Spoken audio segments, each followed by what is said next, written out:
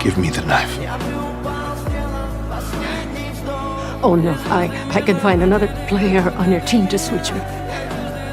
That way we can stay together and keep... Mom, please. You know how bad your knees are. As soon as we're in the game room, then those assholes with their knives will be on us like a pack of wolves. If you and I try to stick together the whole time, they're gonna hunt us down. Oh no, I know my son. Even if you had one of these, you couldn't kill anyone.